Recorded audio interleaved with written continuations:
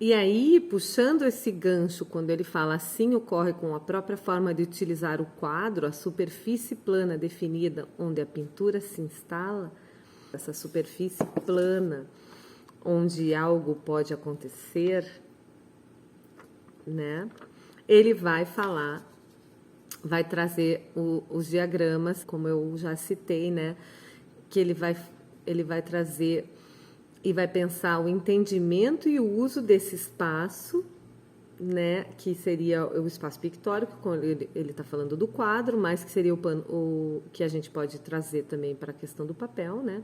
É claro que tem as diferenças, né, como essa questão da agilidade do desenho, da questão de você estar pensando enquanto está desenhando, ou da questão de você estar pondo em prática um projeto ou alguma outra coisa, né? Mas no caso, nos dois casos a gente tem uma relação de ação, né?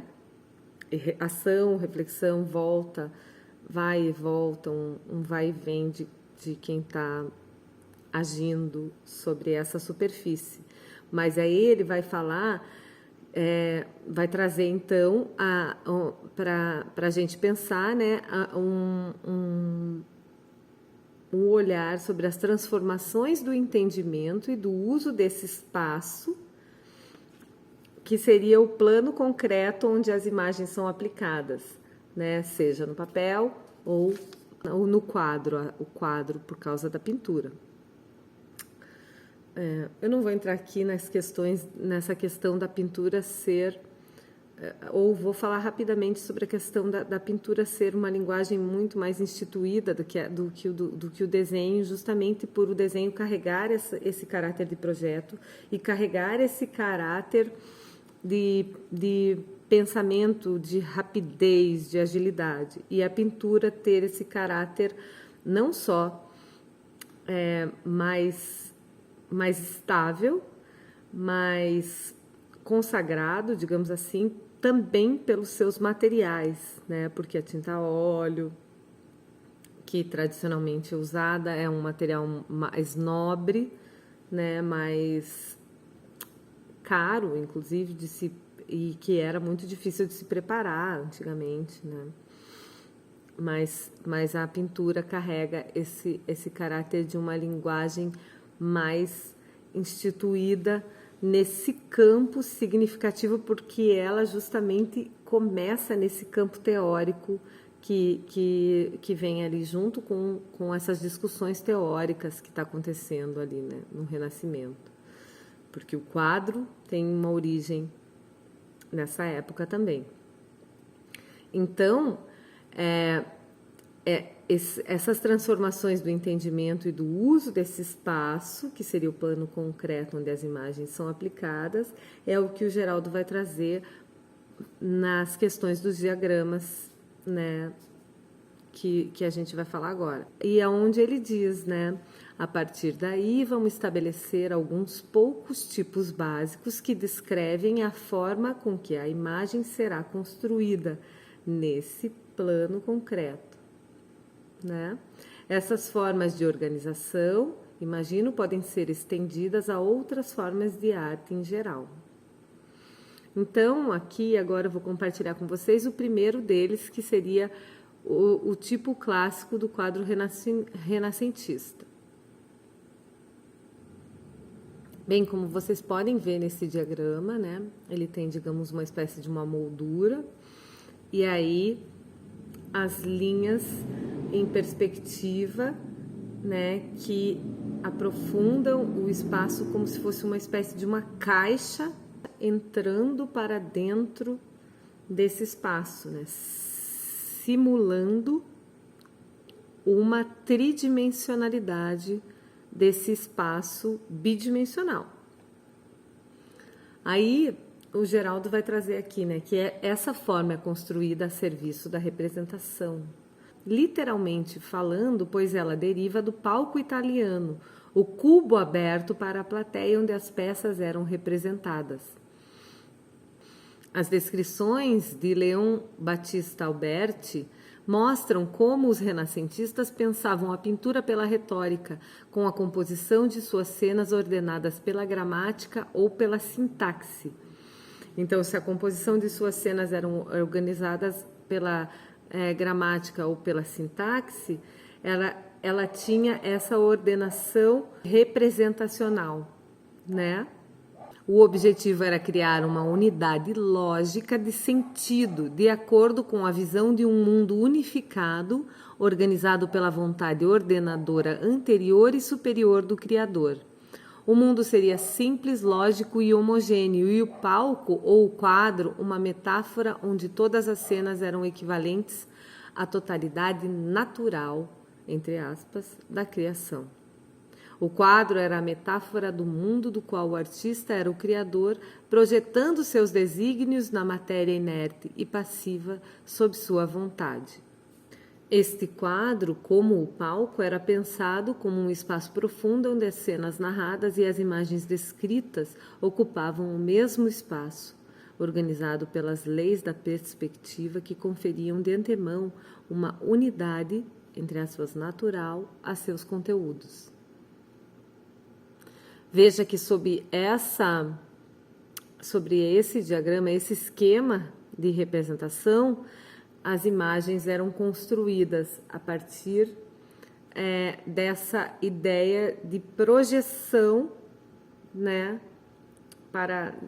dentro do quadro, organizando toda a estrutura da imagem dentro dessa estrutura representativa perspectivada, onde o artista, digamos, projetava a sua visão de mundo, porque do determinado ponto onde ele olhava, né, seguem-se as linhas que adentram para o quadro e ali possibilitam toda a ordenação de um conjunto enorme de condições, né,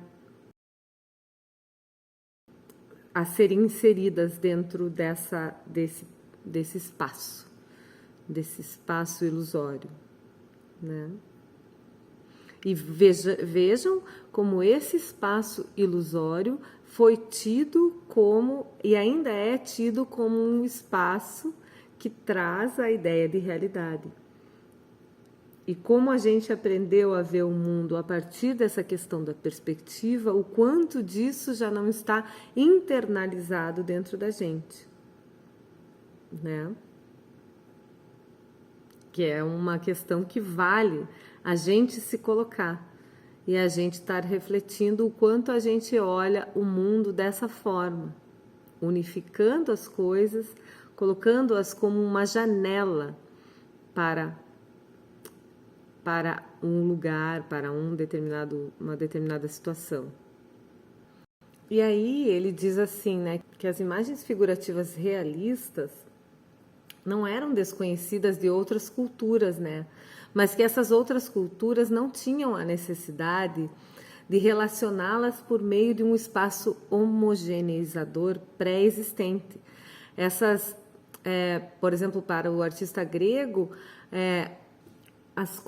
onde as coisas eram independentes entre si, cada coisa estava no seu lugar e não havia essa necessidade, né, desse espaço pré-existente, homogeneizador, né? As imagens das coisas numa pintura grego-romana relacionavam-se a posteriori por sua exterioridade. Aí, de acordo com cada cultura, essas imagens eram desenvolvidas a partir de suas formas, das formas perceptivas de cada indivíduo ou daquele grupo, né? Só que no caso do quadro renascentista, para a gente ver como está implicado também com toda a questão ideológica e também religiosa que estava ali, né? Porque os renascentistas ainda seguiam a questão cristã, né, que daí já não, nem sei se a gente chama de cristão isso ou se a gente chama de católico mesmo, porque a Igreja Católica construiu todo um discurso, né, a respeito de Cristo, e aí que eram o que esses artistas viviam na época. Inclusive tem um filme muito bom que trata sobre um dilema de um artista que chama Andrei Rublev, né, que eu indico muito, que é do Tarkovsky, do Andrei Tarkovsky, o cineasta. Vou deixar a referência aqui também.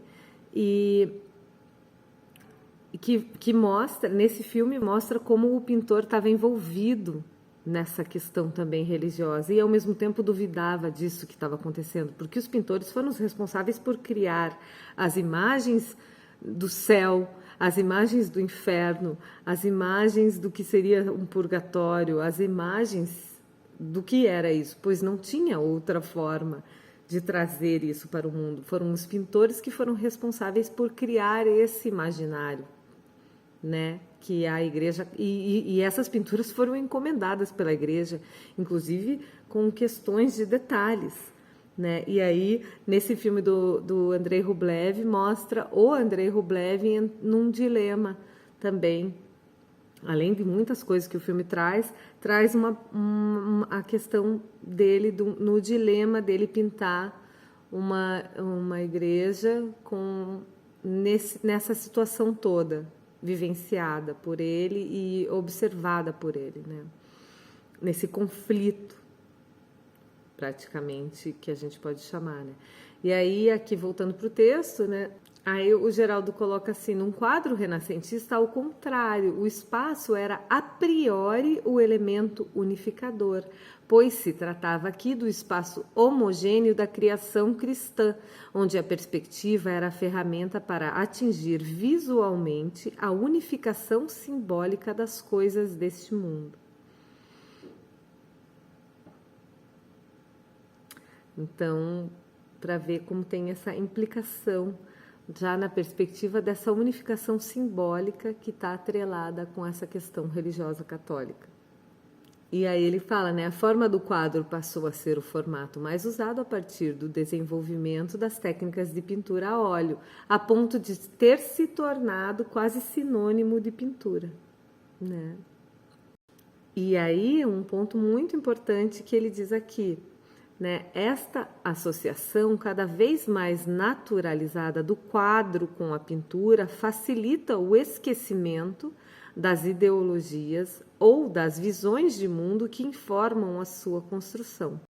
O quanto mais uma coisa se torna naturalizada, mais ela é incorporada culturalmente quase como uma regra ou um senso comum. Então, menos ela é questionada conforme as suas implicações, menos ela é posta à prova conforme a sua condição, mais ela é tipo, pintura é óleo sobre tela, né? E o que foge disso, né? Então, essa questão de quanto mais a coisa está naturalizada, né? Mais facilita esse esquecimento do que está, dessa estrutura ideológica, ou seja o tipo de estrutura que for, ou da visão de mundo que construiu isso. E aí a gente está incorporando coisas que já são, que têm as suas implicações, tudo bem. Agora, sabendo que estamos incorporando essas coisas que têm essas implicações, né? Aí é um dado. Agora, incorporando isso como natural, como naturalizado, aí já é um outro lugar, né? A gente está como se fosse agindo inconscientemente, quase que por hábito, né? Ou cultura, né? Então, daí o Geraldo coloca aqui que apenas no final do século XIX e início do século XX, a sua utilização passa a sofrer algumas modificações. A utilização do quadro, né? Que ele está se referindo, que ele fala a sua utilização, mas ele está falando da utilização do quadro, né? E da tinta a óleo, passa a sofrer algumas modificações sem que a sua constituição básica seja alterada.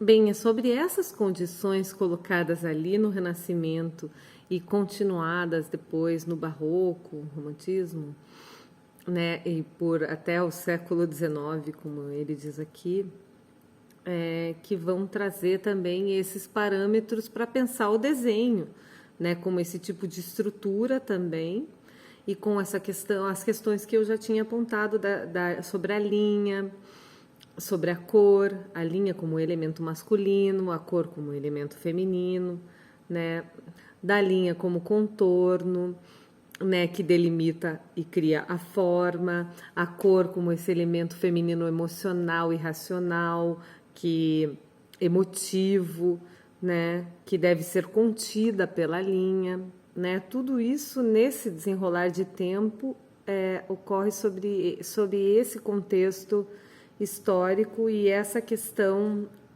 digamos, esquemática que está por trás, né? Que tem a perspectiva como um motim e que está por trás dessa ideia ordenadora de mundo, né? E aí vem várias discussões a respeito disso, inclusive pela questão mesmo doutrinária, doutrinatória, doutrinante, doutrinadora, né, dessas ideologias religiosas católicas, né, que colocam muitas condições que estão ligadas com a moral, né, ordenadoras de ser e estar no mundo, né, de poder agir, ser, né, que está atrelado a toda essa condição moral também, que a Igreja traz, a Igreja Católica, que ainda permeia os nossos dias e que traz pontos que ainda são relevantes na discussão sobre o desenho na atualidade, né? Especialmente quando a gente vê, né,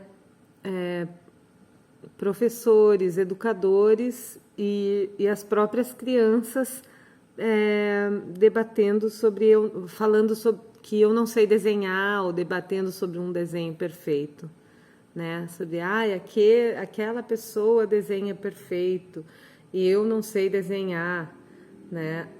E o que seria isso? É o que eu deixo com uma questão aqui, né?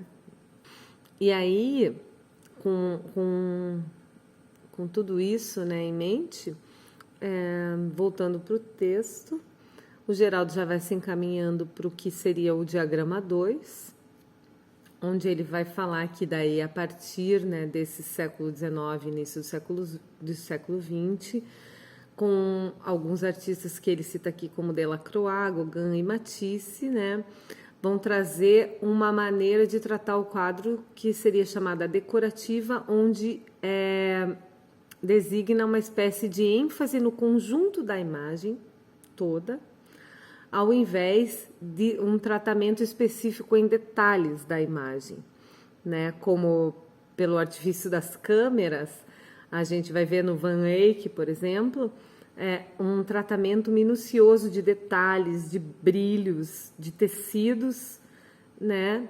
Que esses artistas vêm a questionar, ao invés de tratar os detalhes, tratar o todo como uma questão unificadora do quadro, né? Uma ênfase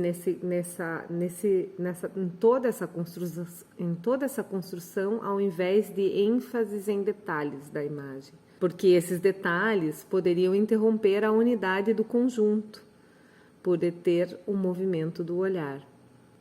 E esse quadro moderno, né, que daí a gente já está na modernidade, a partir do Cézanne, Picasso, Matisse, né, esse quadro decorativo, mas sem as conotações pejorativas, né, que esse termo depois adquire, ele seria um plano onde a profundidade era negada, né, como o Geraldo diz aqui, por ser considerada antiquada ou acadêmica, mas eu compreendo isso e concordo com certeza, mas também porque eu percebo que com o Cézanne, né, isso é posto em questão, isso é trazido em questão, né, a profundidade ela é mais real do que a tinta que está aqui?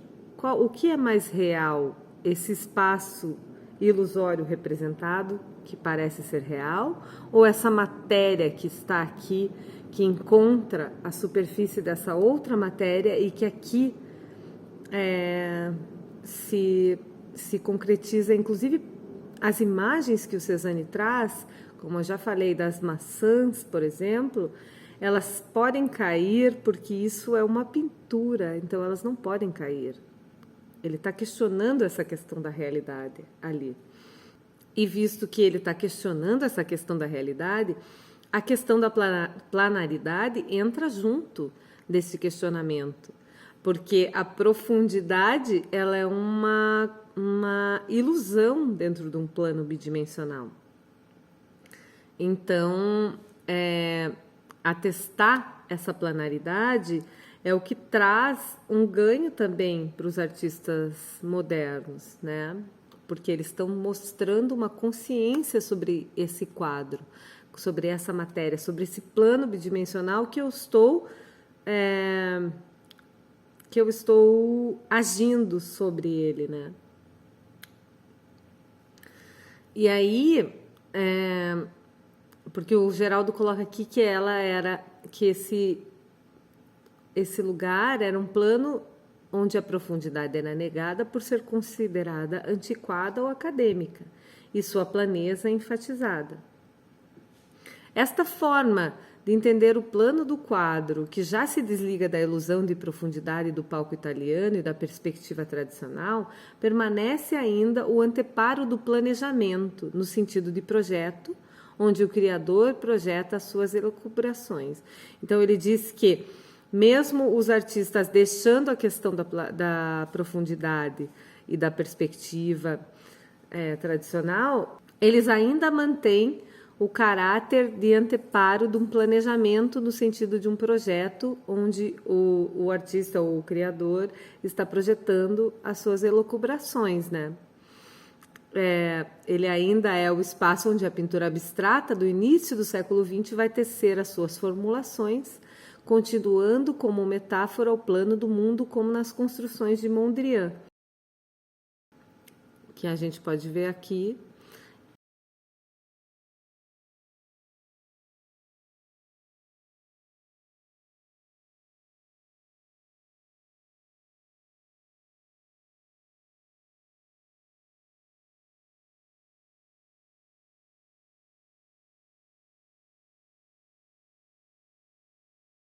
E aí agora a gente vai passar para olhar o que é esse diagrama 2, que também ele coloca ali com uma espécie de uma moldurinha, né?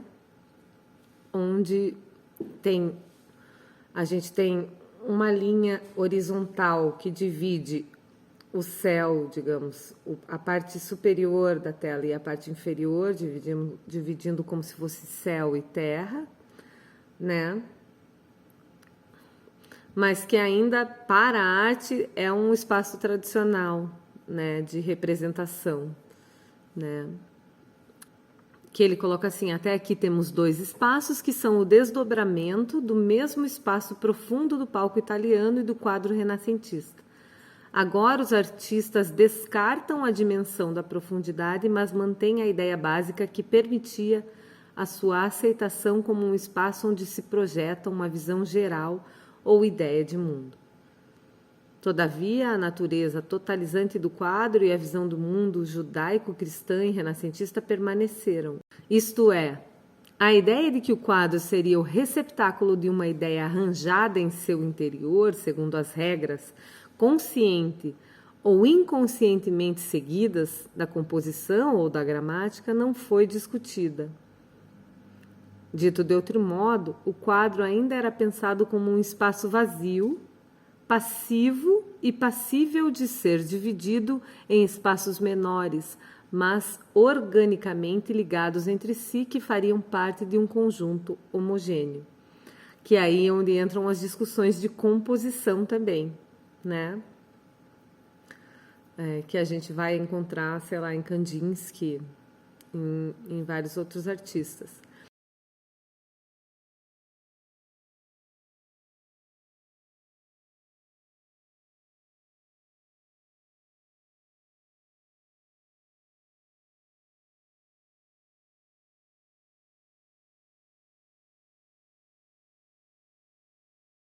Aí, então, passando daqui, e esse tipo de representação a gente vê que é muito comum também nas crianças, né? Eu não sei se isso tem uma implicação com o aprendizado deste tipo de imagem tido por nós, ou se isso tem uma implicação com a relação que as crianças têm com o mundo, né? Mas aqui a gente já observa essa questão da planaridade enfatizada, né? E de uma possibilidade de expansão, que essa planaridade enfatizada cria uma possibilidade de expansão desse território